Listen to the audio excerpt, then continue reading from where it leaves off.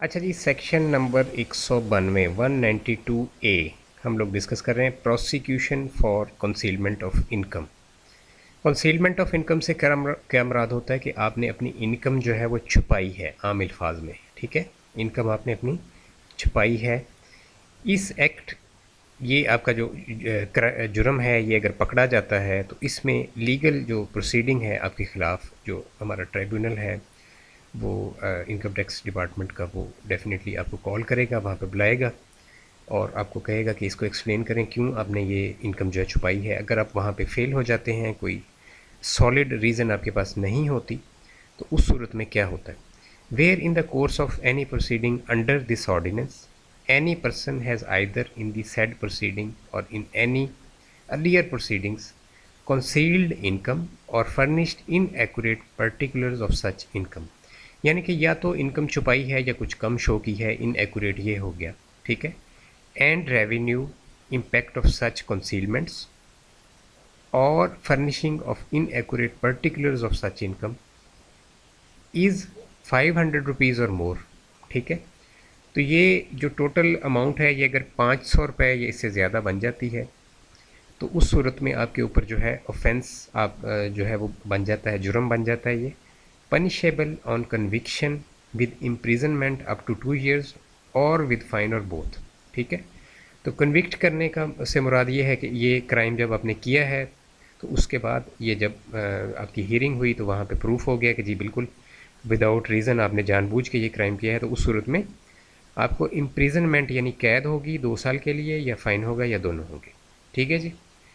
और सबसेक्शन 2 क्या कहता है, for the purpose of subsection 1 concealment of income or furnishing of inaccurate particulars of income shall include. अच्छा, यहाँ पे इन्होंने बड़ा ब्रॉड इसको कर दिया है, यानी ये कैटेगरीज जो हैं इसकी कि क्या क्या जो चीज़ें हैं वो कंसीलमेंट ऑफ इनकम के अंदर आएंगी, वो यहाँ पे बहुत ज़्यादा चीज़ें आ गई हैं। उसकी वजह से कि सेक्शन 111 जो है वो इन्वॉल्व कर दिया है इन्होंने, उसका सबसेक्शन 1 जो है इसके अंदर। ठीक है, तो वहाँ पे भी जाते हैं। पहले हम देखते हैं कि क्लॉज ए और बी क्या है। सप्रेशन ऑफ एनी इनकम और अमाउंट चार्जेबल टू टैक्स, ये आप जानते हैं कि इनकम या जो भी अमाउंट थी चार्जेबल टू टैक्स थी उसको सप्रेस किया गया, कम शो किया गया, तो डेफिनेटली कंसीलमेंट ऑफ इनकम हो गया।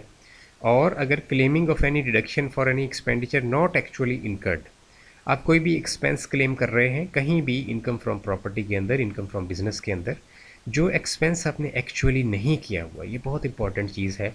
ख़ास तौर पे इनकम फ्रॉम बिजनेस के अंदर कि लोग जो है वो कोशिश करते हैं कि फ़ेक कोई रिसिप्ट बना के तो ऐसा एक्सपेंस क्लेम कर दें जिससे जो है इनकम कम शो होगी, तो फिर टैक्स कम पड़ेगा। तो ये चीज़ यहाँ पे शामिल है कि ये आपकी पकड़ी गई तो इसकी बड़ी सख्त सज़ा है। और ये चीज़ प्रैक्टिकल है।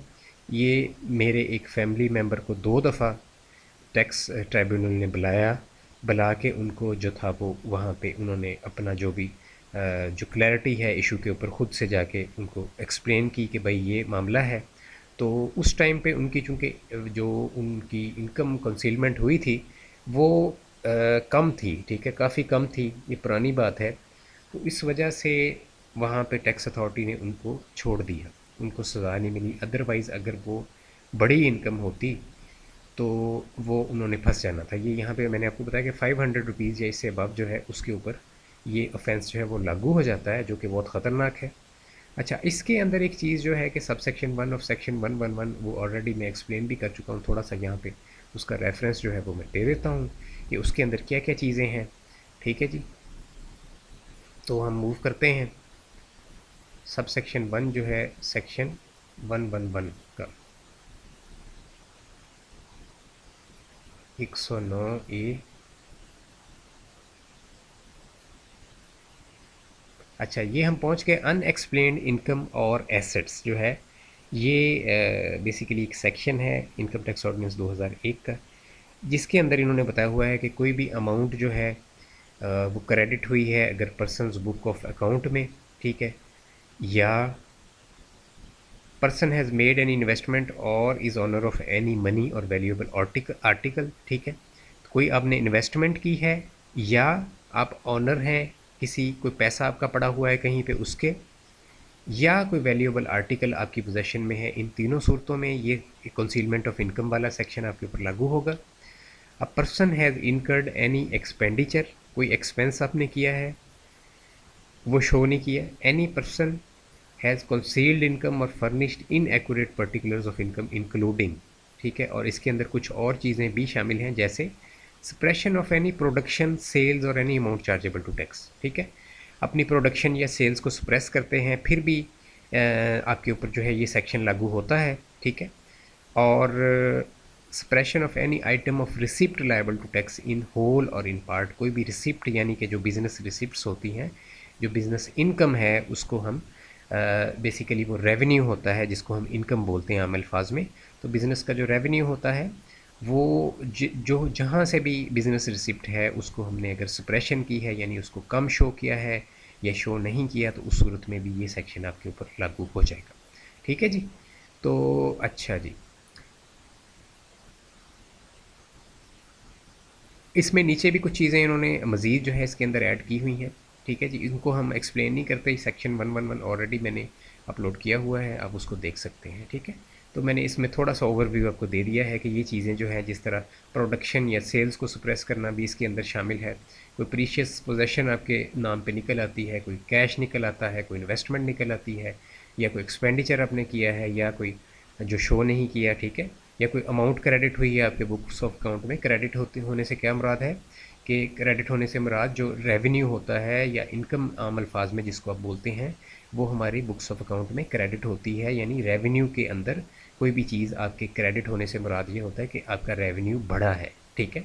अकाउंट्स की जो लोग नहीं जानते तो क्रेडिट होने से मुराद क्या है, रेवेन्यू का क्रेडिट होने से मुराद ये होता है कि रेवेन्यू आपका बढ़ा है। रेवेन्यू जो है वो हम इस्तेलाह बोलते हैं जो भी हमारी रिसिप्ट्स हैं उनके लिए, ठीक है, बिज़नेस की रिसिप्ट्स या सेल्स आप कह लें आसान अल्फाज में, ठीक है, उसको हम रेवेन्यू जो है वो अकाउंट्स की टर्म्स में बोलते हैं। तो आप अगर अकाउंट्स आपने नहीं पढ़ी तो आप बिज़नेस रिसिप्ट्स बोल लें या सेल्स बोल लें। तो वो जब क्रेडिट होती हैं तो क्रेडिट होने का क्या मतलब होता है कि सेल्स आपकी इंक्रीज़ हुई हैं या आपकी जो रिसिप्ट्स हैं वो इंक्रीज़ हुई हैं, मींस कि आपको ज़्यादा सेल्स थी, आपने कम शो की हुई हैं इनकम टैक्स रिटर्न में। तो ये चीज़ भी इसके ऊपर भी यही लागू होगा जो सेक्शन हम ऑलरेडी डिस्कस कर रहे थे। मैं दोबारा वहाँ पे आता हूँ, सेक्शन 192 ए पे हम थे। तो ये सेक्शन जो है prosecution for concealment of income, ये वाला सेक्शन जो है वो लागू होगा इन तमाम कंडीशंस के ऊपर भी, जो कि सेक्शन 111 के सब सेक्शन 1 में डिस्कस की गई है, ठीक है जी।